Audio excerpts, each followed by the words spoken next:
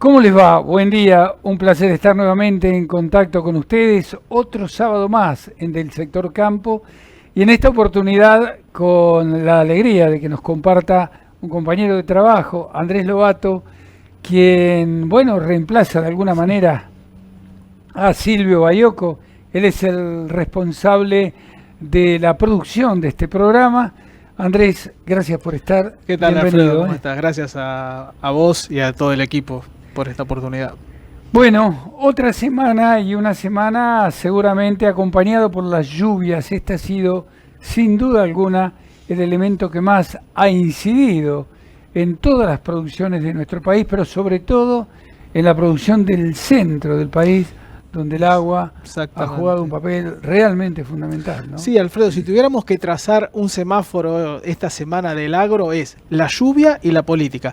La lluvia justamente por lo que vos estabas comentando, que llegaron en las principales zonas productoras y salvaron en cierta manera a la soja y al maíz y a todos los cultivos de gruesa. De acuerdo a las estimaciones que veamos, hay unas 2 millones extra de toneladas de soja y otras 2,5 millones de toneladas de maíz. Estos son 4,5 millones de toneladas que van a generar un ingreso interesante de divisas. Ya los privados estuvieron haciendo algún número, jugando un poco con lo que viene, y son unos 1.500 millones de dólares. No es menor, digamos, teniendo en cuenta un gobierno que está buscando atrapar cada dólar que está dando vueltas. Y el otro dato también positivo que tenemos es lo que estamos comentando, la política, Alfredo. ¿Qué pasó? Reunión que parecía que no se sabía bien, se sabía que entraban a la Casa Rosada, pero no se sabía cómo iban a salir. ¿En qué condiciones salían? Exactamente, había mucho de lo boxístico, no sé si te dio esa sensación de todo lo previo, de qué va a pasar. No pasó nada o pasó todo. Parece que entendió, vamos a decir parece, vamos a dejar ese pequeño margen de duda, pero parece que la Casa Rosada entendió que el campo no es formador de precios en los alimentos. Hoy, de hecho, CRA esta semana sacó un trabajo, Alfredo, muy interesante, marcando cuántas veces aumentaron los productos y cuál es la incidencia de impuestos. Así que por ahora se descomprimió. Y el semáforo amarillo viene por el lado del trigo y Brasil, que está amenazando en cierta manera con que el trigo argentino no va a alcanzar. Eso, Alfredo, lo vamos a ver hoy en el transcurso del programa. Sí, sin duda alguna, Tata Dios le ha dado una mano al campo por la lluvia. Y fue la lluvia la que hizo que el gobierno repensara un poco todo, porque se encontró, como bien decía recién Andrés, con un enorme crecimiento en la producción agrícola y por otro lado con una ganadería que está expectante, pero que también le mejoraron los campos y las posibilidades de la oferta de carne son un poquitito mayores, gracias a Dios también, ¿no? Exactamente, Alfredo. Y ahora vamos a seguir en el sector campos con Malena de los Ríos en los títulos.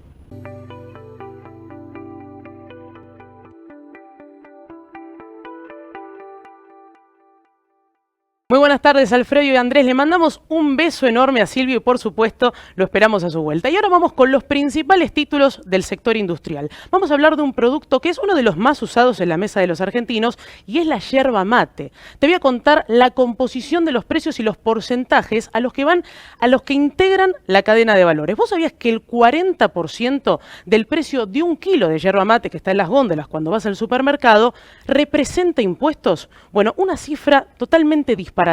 El productor recibe un 22,4% del valor del producto total. Esto es de acuerdo a lo que estima el sector de economías regionales de la Confederación Argentina de la Mediana Empresa, es decir, de CAME. Ahora, de acuerdo al total de estos impuestos, el 78% corresponde a impuestos nacionales y el 22% respecta a provinciales. Ahora, cuando uno analiza los impuestos específicos de esta cadena de valor, podemos hablar en términos porcentuales que el 53,58% corresponde al IVA, el 24,50% al impuesto de las ganancias y el 21,92% a ingresos brutos. Así que ustedes saquen sus propias conclusiones. Segundo título que vamos a ver en pantalla, una copa de vino, también unos productos muy argentinos, y es que el sector apuesta a crecer en el año 2021. En las proyecciones para el 2030, la Corporación Vitivinícola Argentina espera que las ventas al mercado doméstico alcancen los 1.000 millones de litros, una cifra realmente significativa, mientras que en exportaciones apuntan a facturar 1.400 millones de dólares en todos los rubros que componen la cadena de valor. Ahora, las exportaciones de vino fraccionado proyectan vender 250 millones de litros por 1.000 millones de dólares, mientras que en vino a granel esperan comercializar 150 millones de litros, pero esta vez a un valor de 100 millones de dólares. Tercer título. Todavía la carne sigue protagonista en este escenario de precios y mercados y el gobierno controla los precios que generó en el acuerdo. Si bien coordinó algunos operativos de fiscalización, tanto con las provincias como los municipios, hubo un alto nivel de cumplimiento, pero también se detectaron algunos faltantes de productos, diferencias en precios y topes de 3,5 kilos para cada cliente que iba a comprar. Estas fiscalizaciones, ¿en dónde se llevaron a cabo? Bueno, puntualmente en supermercados y puntos de venta a lo largo de todo el país. Esto fue desde Chubut hasta el norte argentino. Las autoridades implementaron estas medidas luego de que conozcamos las públicas denuncias acerca de los precios, las diferencias que había en ellos y la mala calidad en los cortes de carne. El último título, vamos a hablar de un tema que está en el escenario político constante en el sector agroindustrial en estos últimos tiempos, que el campo al final se detectó que no es el formador de precios. Y esto es de acuerdo a una elaboración, a un informe que fue elaborado por las Confederaciones Rurales Argentinas, donde se estima la incidencia de la carga tributaria en la formación de precios y concluyeron, en este caso, que el trigo, la leche, la carne vacuna y el maíz, para el sector avícola, los impuestos tienen un fuerte peso específico al momento de llegar a la góndola. Así estimaron que el 41% de la compra en el supermercado corresponde a impuestos, con una inflación que en 2020 la Argentina cerró en términos porcentuales 36,1%. Estos fueron algunos de los títulos del sector campo.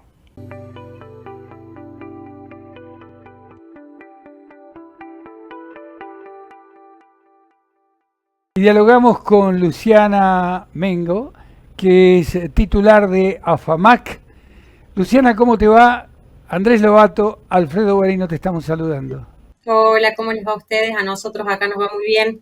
Te hablo desde el interior de la provincia de Córdoba y nos va bien. ¿A ustedes? ¿Todo bien? Espectacular, sí, todo muy bien, y recibiéndote a vos y agradeciéndote por atendernos. Bueno, lo primero que vas a hacer es contarnos qué es AFAMAC. AFAMAC es una asociación de fabricantes de maquinaria agrícola y de agrocomponentes de la provincia de Córdoba. Quiere decir que es una asociación donde nos juntamos las terminales y los proveedores de esas terminales, como si fueran agropartes. Por ejemplo, nuestra asociación está el que fabrica sembradores y el que fabrica los discos para los sembradores. Entonces, es una cámara que nuclea a toda la cadena de valor de la maquinaria agrícola de la provincia de Córdoba. Y nosotros, como Córdoba, nos juntamos con los de Buenos Aires, que tienen su propia cámara, con los de Santa Fe, que tienen su propia cámara, y le damos fuerza a una línea nacional que baja desde CAFMA, que es la Cámara Argentina de Fabricantes de Maquinaria Agrícola. Contanos, sí, Luciana, ¿cómo empezaron este año también particular, ¿no? Las empresas de maquinaria nucleadas en AFAMAC ahí en Córdoba. Nosotros no lo empezamos, nosotros lo continuamos, nosotros no paramos. Fue un año, no hace falta de decirlo, sorpresivo para todos en efectos. Nos pudimos ir adaptando a ese año diferente, nos ayornamos, tuvimos que cambiar nuestras metodologías de trabajo, el gobierno de la provincia y el gobierno nacional ayudó en la cuestión política para no mantener cerradas las industrias. Córdoba no paró a nivel operativo y a nivel de producción. La pandemia y el aislamiento social preventivo nos agarró en plena campaña, con muchos compromisos de entrega. Entonces, bueno, la biología de la cosecha no espera, nosotros tampoco podemos esperar, y bueno, y nos seguimos moviendo. Entonces, por eso te digo, nosotros no es que empezamos el año 21, sino que seguimos, continuamos, no hubo cambio de año.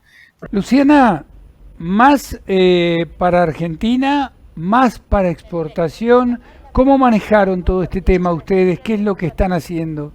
Bueno, hay asociados que muchos de nuestros asociados son exportadores, muchos no son exportadores.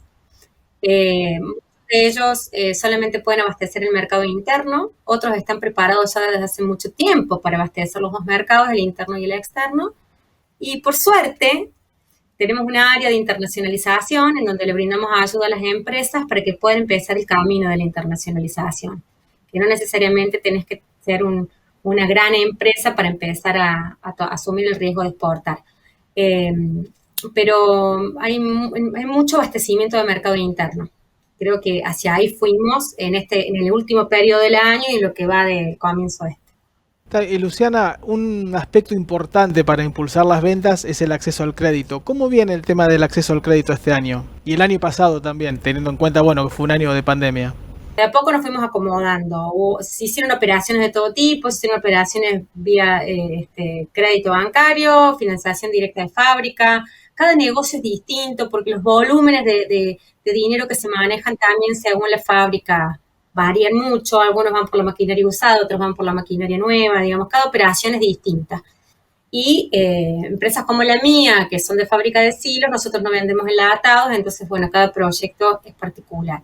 Lo que sí creo que en la Argentina estamos muy acostumbrados a servirnos del crédito para la rueda de la comercialización y creo que deben existir y deben acompañar, tanto para la inversión de la empresa, para poder crecer, invertir en maquinaria, herramientas, modernizarse, volverse más eficiente, como para nuestros clientes poder adquirir nuestros productos. En las líneas de los bancos, prácticamente todas son subsidiadas por el fabricante, no hay más líneas subsidiadas por el Estado. Y bueno, en vistas a conseguir líneas beneficiosas para el sector, estamos trabajando junto a CAFMA en el desarrollo y en la aplicación de una ley de maquinaria agrícola argentina que no hay. ¿Cómo jugó el dólar en este negocio, Luciana? Porque me imagino que se debe haber trabajado todo sobre dólar oficial, pero la gente tenía los billetes en su casa a lo mejor. Y ahí, bueno, ¿lo aprovechó el productor? ¿Cómo fue esto? Sí, yo creo que el que tenía el billete de cualquier modo lo pudo haber aprovechado. Y también hay líneas de créditos en dólares. Si uno quiere sacar líneas de créditos en dólares, tienen de tasa muchísimo más baja que en pesos. Y también han asumido el riesgo de tomar créditos en dólares. Y eso es el bolsillo del productor y la orientación a la inversión que tenga y juegan en cada operación. Lo que sí hoy creo que no nos conviene a ninguna empresa, a ninguna fábrica, es tomar el 100% del valor de un producto que no tenemos fecha de entrega certera por la excesiva demanda, porque bueno, el tema de la inflación y el cambio de precios permanente que hay nos obliga a ir cerrando negocios en la medida que vamos pudiendo adquirir insumos y materiales para la producción.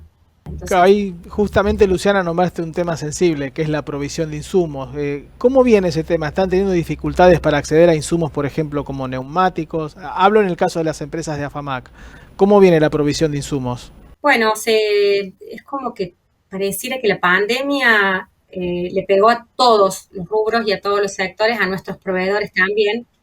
Entonces, ahí hubo como un paréntesis y ese paréntesis detuvo un poco la rueda. Entonces, bueno, hay que traccionar más, hay que hacer más fuerza, hay que trabajar más para la entrega de materia prima, que en nuestro caso mayor componente puede ser el acero y sus derivados. Pero esto también impacta sobre todo a nuestros proveedores, el que te vende bulones, el que te vende correas, el que vende algo que necesita un insumo importado para poder fabricar y que se ha quedado sin esa materia prima para poder darte a vos el producto que necesitas. Eso demora un poquito el proceso productivo. Luciana Mengo, muchísimas gracias. Estuvimos compartiendo contigo en la mañana del sector campo. Muy gentil, ¿eh? Muchas gracias a ustedes para lo que gusten. Acá Córdoba a disposición.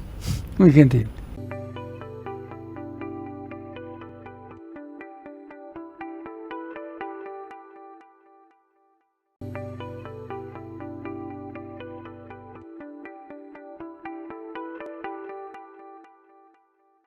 Para el sector campo, Agustín Tejeda Rodríguez, quien es economista, jefe de la Bolsa de Cereales de Buenos Aires. Agustín, un placer saludarte. ¿Cómo te va? Aquí estoy con Andrés Lobato. Alfredo Guarino te saluda.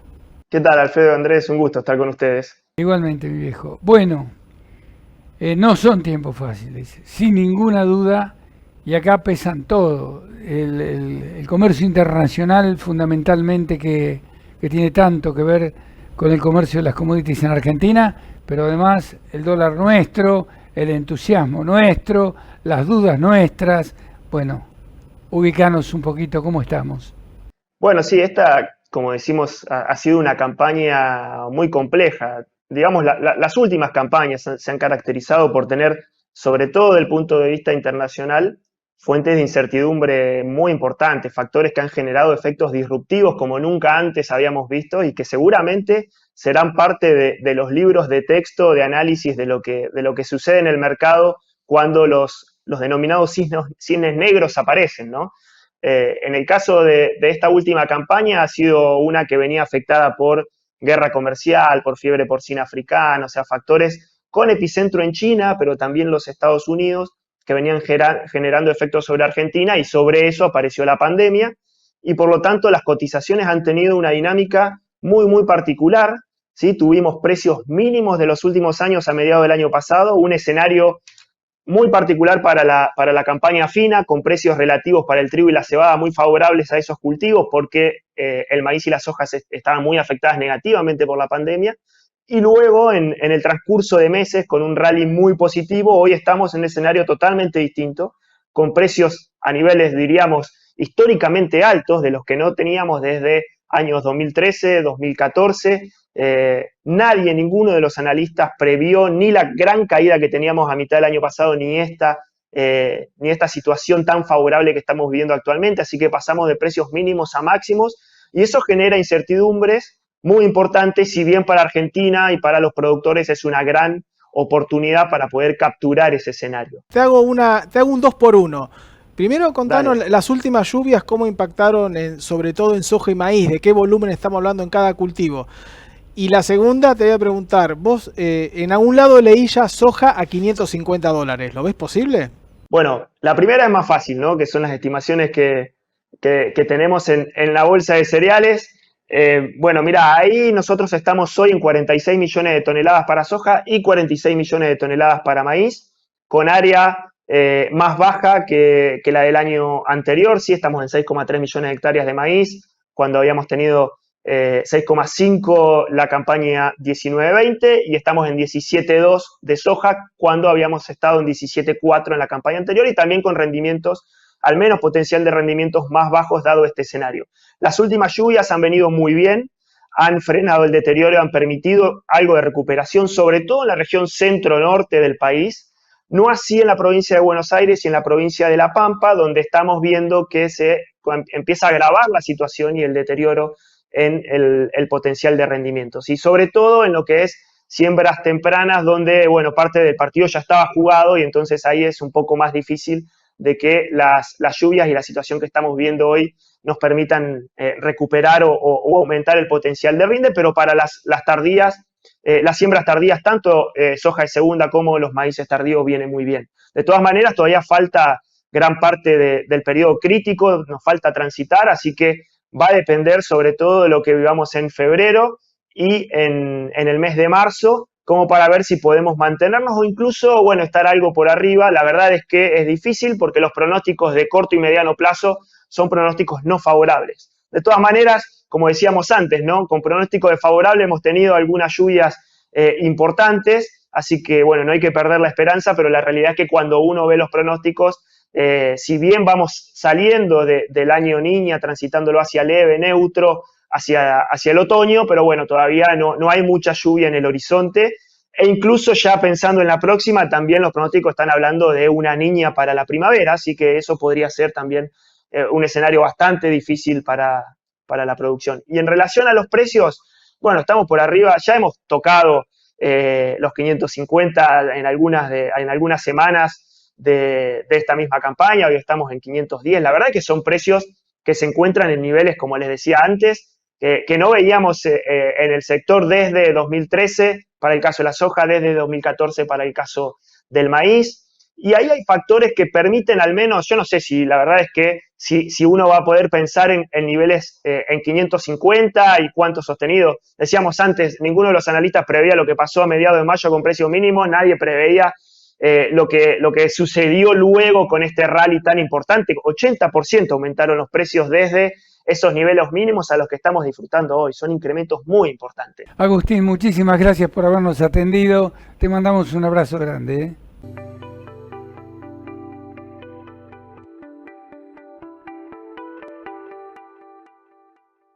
Y ahora en Del Sector Campo, el columnista que siempre estamos esperando, Julio Boutet, que nos habla acerca de toda la información que está en el mercado, los precios de la carne, el mercado de Liniers, pero lo dejamos a él, por supuesto, lo vemos. Promediamos lo que es la evolución del programa Carne para Todos, que va a estar firme en distintos puntos del país hasta fines de marzo.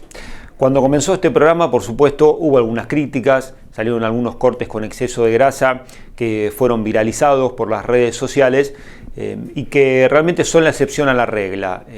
Si bien mi humilde opinión es que no sirve este tipo de controles de precios para proveer cantidad de carne o dar una referencia al resto de los puntos de venta, hay que decir que la carne que está saliendo es de más calidad de la que se vio. Esa es una excepción y bueno, ha sido lo que se viralizó también por cuestiones políticas, ¿no? La industria ha quedado, además de ofreciendo estos cortes, entre una batalla política entre partidos políticos, los que gobiernan y los opositores, y entonces desde este último sector se impulsa la viralización de esos cortes que son realmente prácticamente, yo les diría, no comestibles. Pero por otra parte la industria está haciendo los deberes y está aportando varios de estos cortes y de calidad que terminan por ubicar un asado alrededor de los 400 pesos y un vacío por los 450, 500 pesos.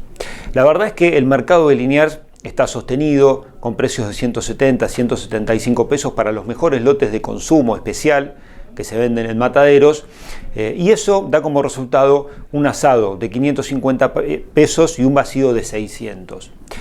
Ahora, esto es por los mejores animales que se venden en el mercado. Después hay hacienda muy buena que se vende en 160, 162, 165 pesos, y esos cortes también están en el mercado. Esta última semana hicimos algunos relevamientos y encontramos fuera de precios cuidados, asado de buena calidad en 420 pesos, vacío en 480, que son cortes que ya estaban antes de los precios cuidados, que son de calidad y que van a seguir estando.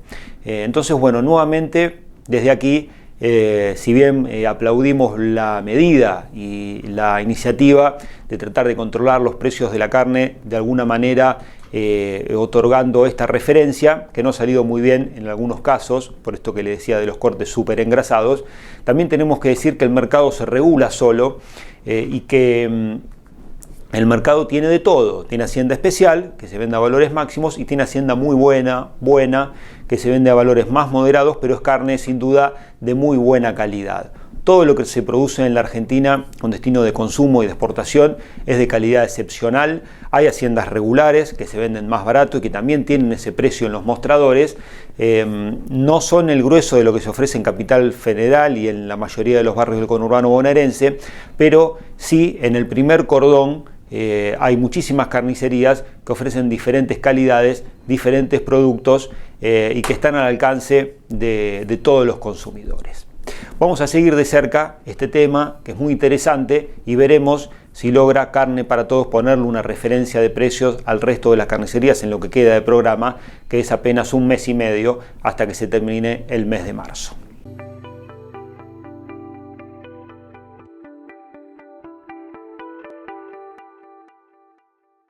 A continuación, en Del Sector Campo, presentamos a Antonio Monteagudo. En la columna de esta semana nos va a hablar de una enfermedad que ataca tanto a seres humanos, a perros, en zonas urbanas y en rurales. ¿De qué se trata? Mira la nota.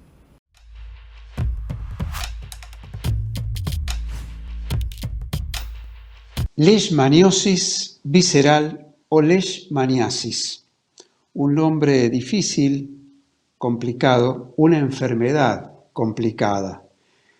En algunos lugares del mundo desatendida y grave, porque afecta a personas y animales domésticos, particularmente el perro. Y la transmisión se produce por un insecto, flebótomo, otro nombre difícil para recordar, que pica al perro, en este caso infectado, y luego transmite el parásito a otro animal, a otro perro, por ejemplo, o a las personas. ¿Y cuáles son las consecuencias?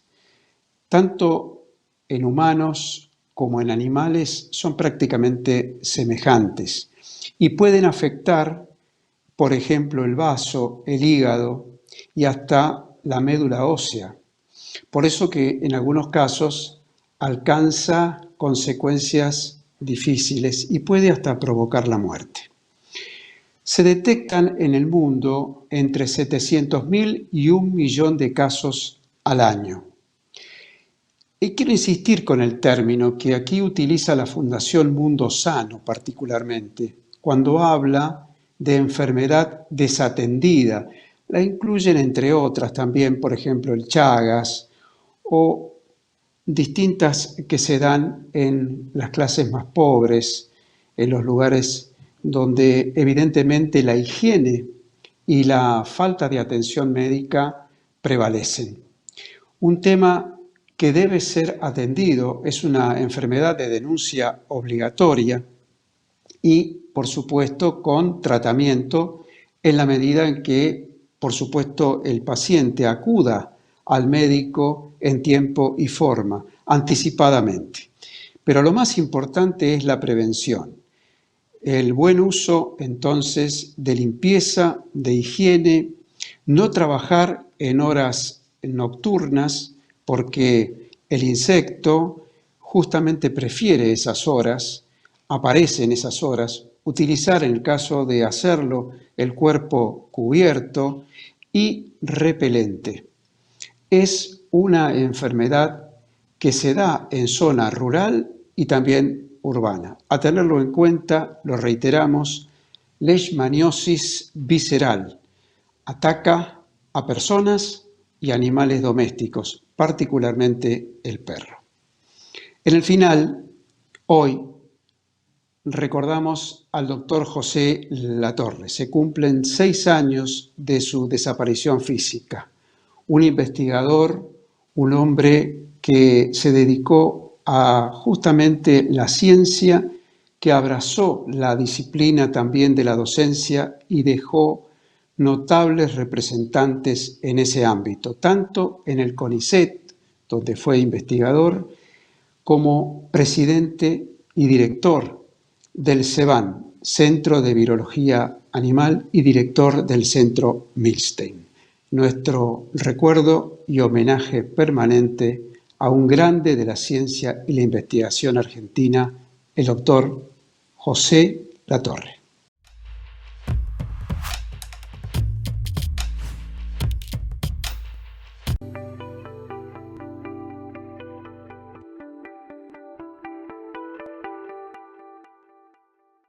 Está con nosotros Gabriel de Redemacher, que es vicepresidente de Confederaciones Rurales Argentinas. Gabriel, un placer saludarte.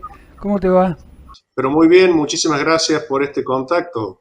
Bueno, acá estamos compartiendo con Andrés, porque obviamente estamos muy pensativos cómo se habrán quedado después de la reunión que tuvieron con la máxima autoridad de la Argentina. Obviamente estoy hablando del presidente de la Nación, la reunión que tuvieron el otro día, que todos aguardábamos con bastante ansiedad.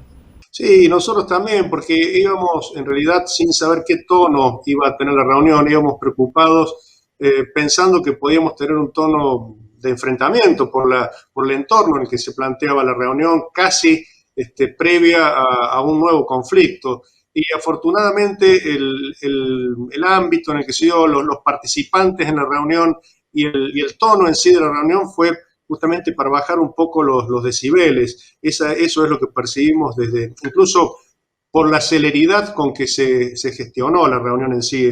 Menos de 6 horas ya estaba concedida. Entonces vimos que había una intencionalidad por parte del gobierno de bajar un poco la espuma, el nivel de espuma a este enfrentamiento incipiente que se planteaba, ¿no?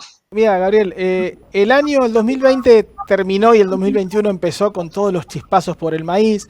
Luego esta serie de declaraciones que llevaron a la reunión en un clima muy tenso que, como bien decía Alfredo, se descomprimió.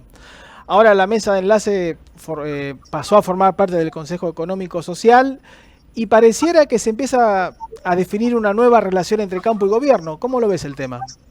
Esperemos que realmente sea así, porque la verdad que, a ver, en todos existe el temor de que esto sea nada más que para bajar un poco los decibeles a una relación que viene golpeada, viene chocada casi desde el comienzo. Pensemos que después del 23 de diciembre de 2019, cuando también nos recibió el presidente, allí prometió no volver a cometer los errores que se habían planteado en el 2008. Sin embargo, comenzaron a sucederse una serie de medidas que iban muy en contra de ese planteo original y de decisiones unilaterales, bueno, que desembocan precisamente en el conflicto que se plantea hacia fin de año con el tema del cierre de exportaciones de maíz, que es muy mal tomado por toda la producción y que conduce a un cese de comercialización, que ustedes recordarán, y después de esto que ha pasado, que prácticamente nos ponía en las puertas de un conflicto nuevamente con condiciones que podían llegar a ser similares a las que se planteaban en el 2008.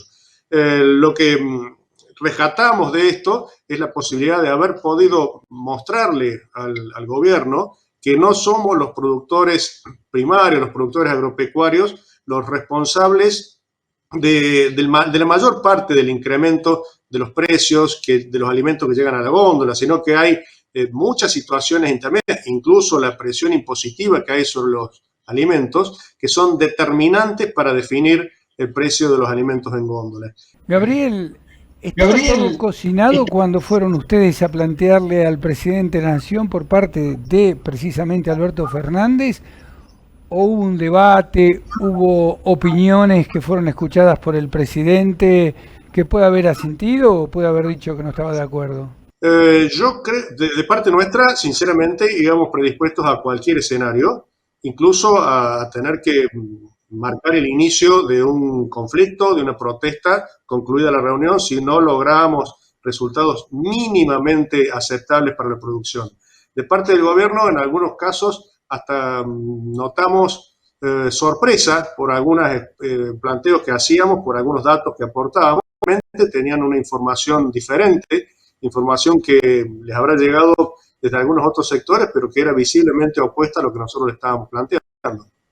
En caso de la soja, que está teniendo unos precios internacionales realmente muy tentadores, si el gobierno quiere aumentar las retenciones, tiene que sí o sí pasar por el Congreso. Pero en el caso de trigo y maíz, no. Vos, teniendo en cuenta todo esto que nos estás mencionando, ¿crees que puede haber algún retoque a los derechos de exportación de los cultivos? Quiero creer que no. Esa es la imagen con la que, si se quiere, salimos de la Casa Rosada, pero yo creo en lo personal que esto va a ser una pelea casi cotidiana, un día a día, porque sabemos la vocación que tiene el gobierno, su impronta, que es de recaudación a través de derechos de exportación e incluso una vocación de intervención de los mercados. Yo creo que vamos a tener que estar muy atentos para evitar que eso ocurra, porque sería realmente muy contraproducente, más allá del daño económico que se le genera al productor, sería muy contraproducente para la generación de un escenario propicio de inversión, de generación de puestos de trabajo que desemboca a su vez en mayor ingreso de divisas para el país, que es lo que el país está necesitando. Gabriel, por mi parte te quiero hacer la última pregunta. ¿Cómo le sienta a CRA en particular y a la mesa de enlace en general esta política que está buscando el gobierno de acordar precios para los alimentos? Ya lo hizo con la carne, con los precios, con los cortes a precios populares, ya lo hizo con el aceite, con este fideicomiso que se va a poner en marcha muy breve. ¿Cómo le sienta al gremialismo rural esta política del gobierno de acordar precios? A ver, en tanto y en cuanto lo que se busque subsidiar sea la demanda y no pisar los precios, es decir, que no se generen intervenciones distorsivas, ahí nos van a encontrar seguramente tratando de hacer el máximo esfuerzo posible para que esto realmente resulte. Ahora, intervenciones que busquen pisar o condicionar el libre desenvolvimiento de los mercados y van a ser muy difíciles de aceptar y seguramente nos van a plantear un ambiente de enfrentamiento. En Del Sector Campo, Gabriel Rademacher. Gracias, Gabriel, por acompañarnos, vicepresidente de Confederaciones Rurales Argentinas.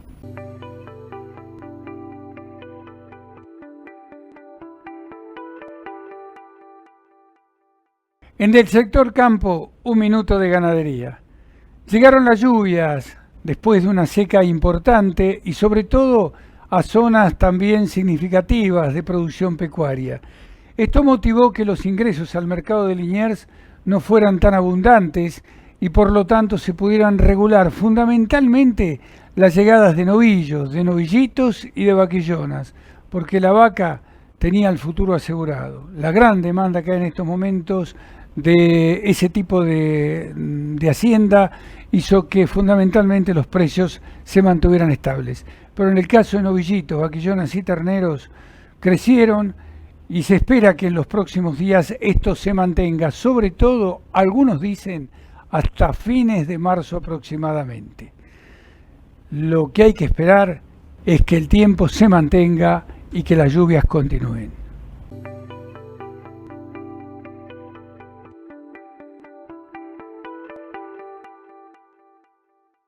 Bueno, ¿y qué pasa con los granos? Porque da la sensación de que la firmeza está instalada, Andrés. Sí.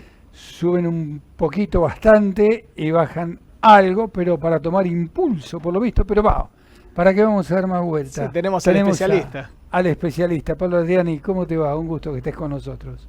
¿Qué tal? ¿Cómo andamos? Tenés un acompañante nuevo, reemplazante del hermano de Silvio. El hermano menor de Silvio, que le dijo a Silvio que se tome 2 semanas de vacaciones. Detrás de cámara me decían que soy el doble de riesgo de Bayoco, que hago las escenas, digamos, que él nos anima a hacer. Sería una especie de doble de riesgo, vamos a tomarlo así. ¿Qué decís, Pablo? ¿Cómo estás viendo todo? Porque parece que no paran de crecer, con alguna bajadita, pero vuelven a crecer los valores, ¿no? Bueno, lo que sucede es que el mundo está muy convulsionado en el negocio de los commodities, a pesar de que no es noticia en los principales medios mundiales, pero los que estamos en el negocio, en el análisis, en el día a día, estamos viendo que la perspectiva 2021-2022 siguen siendo tanto más provisorias como las que tuvimos en el 2021. Hay quien dice porque hay una firme demanda. Yo te diría lo siguiente, la demanda es la misma. Lo que pasa es que la oferta no está acompañando. La oferta no va a acompañar. Entonces, tenemos un problema de mayor demanda de soja por parte de China, pero el mercado americano, con su intención de siembra de soja 21-22, va a marcar un poco el camino. Y por más que aumente la superficie de soja en Estados Unidos en 3 millones de hectáreas, no corrige los bajos stocks de este año. Esa es la noticia que ha hecho que los fondos el viernes pasado, la semana pasada, entraran de vuelta a comprar. Pablo, se está viendo el tema, viste que la Bolsa de Comercio de Rosario en su última estimación anunció, vamos a irnos un poquito para Argentina, anunció un volumen de 2 millones de toneladas extra de soja y 2,5 millones de toneladas de maíz. Esto con el precio internacional de los granos tendría que ser una muy buena noticia para los exportadores, ¿no? Sí, para los exportadores y para el país en su conjunto y para los productores en particular. O sea, las lluvias que hubo en el mes de enero, segunda quincena de enero, y primera de febrero, han sido lluvias maravillosas porque han frenado las pérdidas y tal como decís, las estimaciones de la Bolsa de Comercio de Rosario aumentó de vuelta la producción de soja y de maíz. Prácticamente vamos a tener, creo que 49 millones de toneladas de soja, 48 millones y medio de maíz, pero eso es bueno para el país y para el productor, más que para los exportadores. Porque los exportadores compran y venden, no tienen el cinturón que le ajusta, que es el rendimiento, el clima y el margen bruto, pero esto para los productores es, digamos, agua en el medio del desierto. Claro, Pablo, y hay un cálculo que vos hiciste que esto, digamos, este volumen extra representaría en divisas un ingreso superior a los 3.000 millones de dólares. Solamente por crecimiento de producción, exactamente. Lo cual, como dicen en Córdoba, es mucho, o sea, no es un tema menor. Y por eso cuando el gobierno dice quiero aumentar las retenciones del 12 al 15% para recaudar 200 millones de dólares, yo le diría al gobierno, escúchame, con la mejora de producción por la lluvia y los buenos precios tenés 3.000 millones de dólares más. No te hace falta subir las retenciones. Yo te quiero sacar un cachito de esto, Pablo, porque me interesa saber lo que está ocurriendo con el tema del trigo, sobre todo habida cuenta que Estados Unidos sigue teniendo problemas climáticos y no se sabe cómo termina esta historia, ¿no? Sí, ahí tenemos un trabajo que hizo Andrés Lobato con respecto al trigo, Andrés, y poder reflejar un poco las cifras de que tenías de tu nota que hiciste el otro día? Hay un dato, sí, Pablo y Alfredo, que pasó desapercibido estos días, pero hace unos días se hizo en Córdoba el precongreso Trigar. Esto es en el marco del Congreso de Trigo 2021 que se hace en Córdoba, de la fiesta del trigo en Leones. Y desde Avitrigo, justamente, que es la entidad que nuclea la cadena de valor de Brasil de este cultivo, dijeron que, advirtieron en realidad que van a faltar casi 2 millones de toneladas del cereal argentino en ese país. Pablo, ¿vos cómo lo ves el tema? ¿Va a faltar trigo argentino en Brasil? Yo creo que es muy común que los molinos brasileros utilicen todo tipo de artilugios para embarrar la cancha, entre comillas, y para, de alguna forma, presionar a su gobierno a que aumenten la cuota de 750.000 toneladas de trigo que el gobierno brasileño aprobó sin arancel externo común. O sea, en el fondo, los molinos brasileños están presionando con esa noticia a los argentinos, los están corriendo sin fundamentos, y al gobierno brasileño está diciendo: necesito que me aumentes la posibilidad de que yo importe trigo de otros destinos. Pero la respuesta concreta es que Argentina tiene trigo suficiente para abastecer a Brasil y a terceros destinos. Hay un saldo exportable de 10 millones de toneladas, hay vendidas creo que entre 4 millones y medio y 5, de ellos hay ventas a Brasil, y lo que sobra de trigo se puede aplicar tranquilamente todo a Brasil, o sea que Brasil no tiene que tener problemas de que va a faltar el trigo. Aparte, un dato que no es menor: el trigo argentino es uno de los trigos de mejor calidad del mundo. No tenemos la diferenciación de calidad que tiene Canadá, Australia, Estados Unidos, que tienen como 25 grados distintos de trigo. Tenemos un trigo que se vende como grado 2 o mejor, con pérdida de identidad, pero ese grado 2 o mejor es un trigo duro, corrector. Esto quiere decir que son usados por los molinos y por las empresas que fabrican panificados para mejorar los trigos de otros orígenes, como el trigo ruso, que no tiene la calidad del trigo argentino. Pablo, gracias, muchísimas gracias por estar nuevamente con nosotros. Nos reencontramos, Dios mediante, el próximo sábado. Un abrazo. Un abrazo para todos. Gracias y adiós.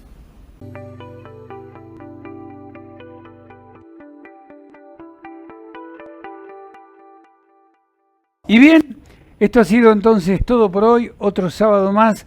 Andrés, nuevamente el agradecimiento de que nos hayas acompañado en Del Sector Campo. Y la semana que viene nos vamos a volver a ver por esta señal, y acá nuevamente esta dupla. Mientras tanto, Silvito Bayoco, que sigue descansando. Gracias, Silvio, por acompañarnos también en próximos encuentros.